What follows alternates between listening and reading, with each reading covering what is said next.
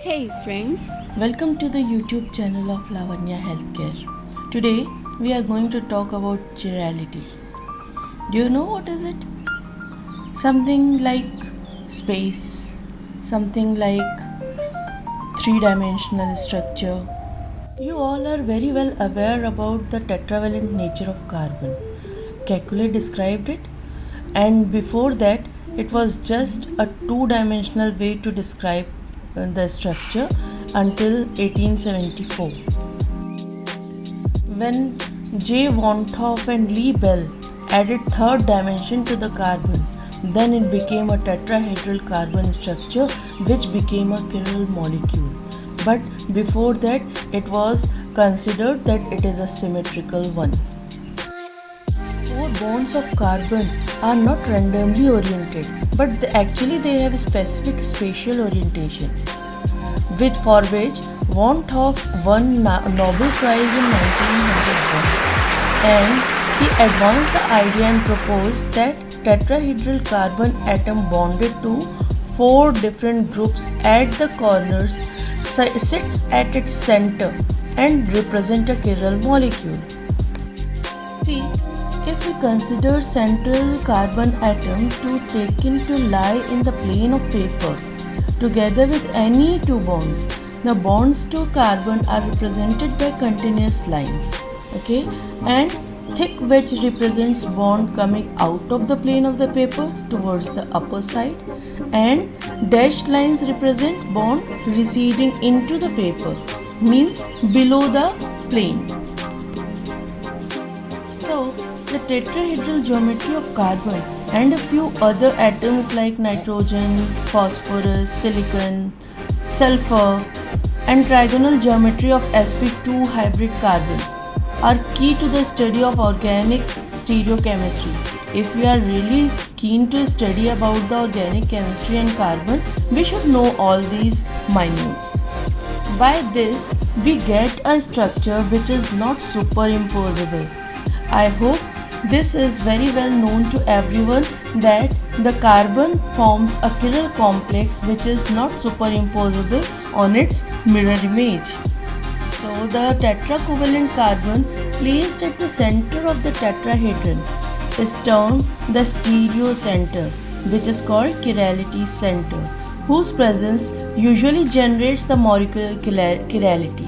A unique feature of this stereocenter is that an exchange of any two ligands reverses its chirality to give a new stereoisomer, and thus a pair of enantiomers are produced.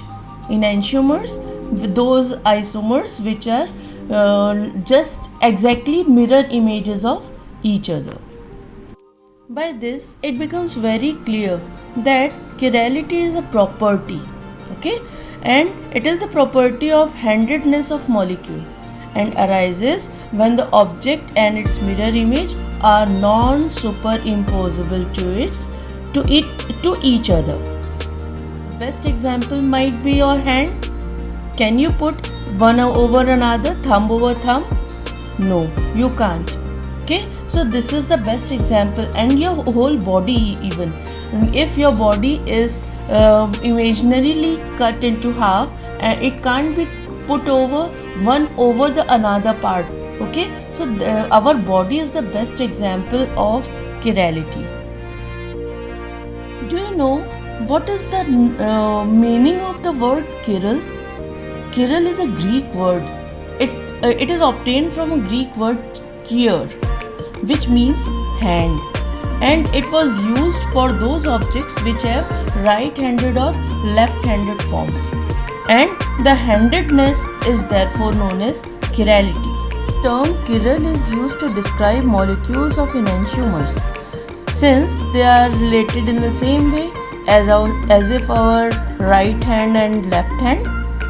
All but one of the 20 amino acids found in some way or the other in our body, the component of proteins, are chiral and always left-handed, levorotatory, whereas the molecules of almost all natural sugars on the other hand are right-handed, that is dextrorotatory, that we'll discuss later. The enantiomers display physiological differences. One enantiomeric form of the terpenoid limonene smells like orange, other form smells like lemon. Our nose is even capable of distinguishing between the enantiomers, which means our receptor sites of the sense of smell are also chiral in nature. Enantiomers have identical properties in symmetrical environment. Okay, and they react in the same way with achiral molecules, but their properties differ in an unsymmetrical environment, and they may react at different rate and different way to the chiral molecules, chiral compounds you can say. The difference is reflected in the compound being biologically active while the enantiomer is not. From the time of Liebel and Bonhoff, an atom with 4 different substituents was called an asymmetric atom. This is indeed so since compounds with one such atom are truly asymmetric, as they lack any type of symmetry. There are molecules which have atoms which are truly asymmetric because of lack of symmetry and with 4 different substituents, and which also have various symmetry elements including planes of symmetry or point of symmetry, like mesotartric acid. An asymmetric center is always a sp3 hybridized carbon attached with 4 different types of groups, where the interchange of 2 groups produce an enantiomer. Now, an asymmetric carbon atom is the most common example of chirality center. Now, what is chirality center?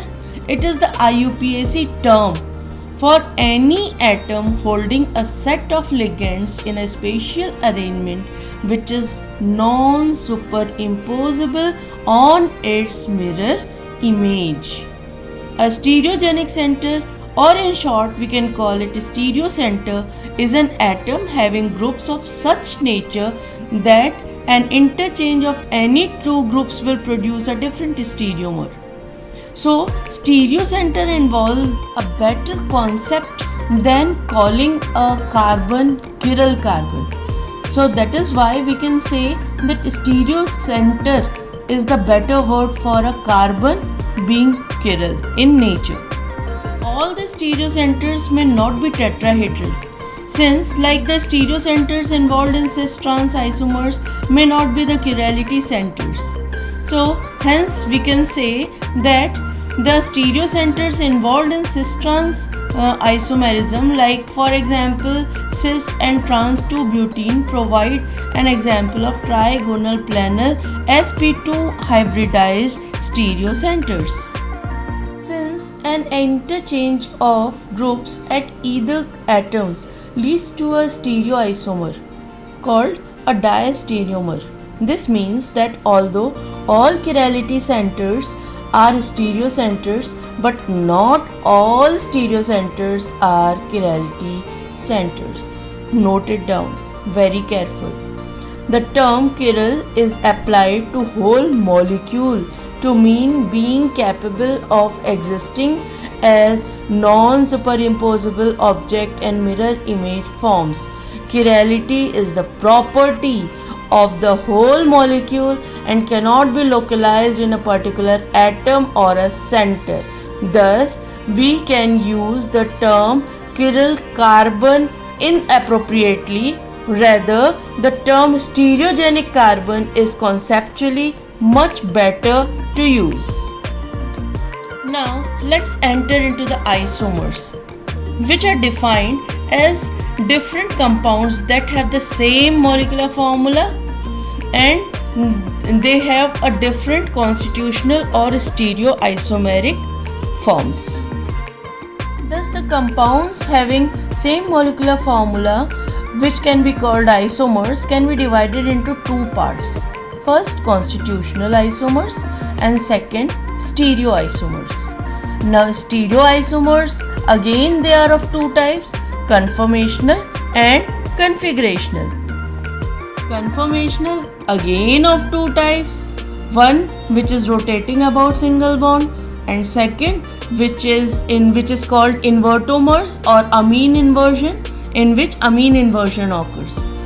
Whereas configurational isomers, again they are divided into two parts, enantiomers and diastereomers. This is all for today. In the next video we will be discussing about these all isomers. So see you soon. Bye.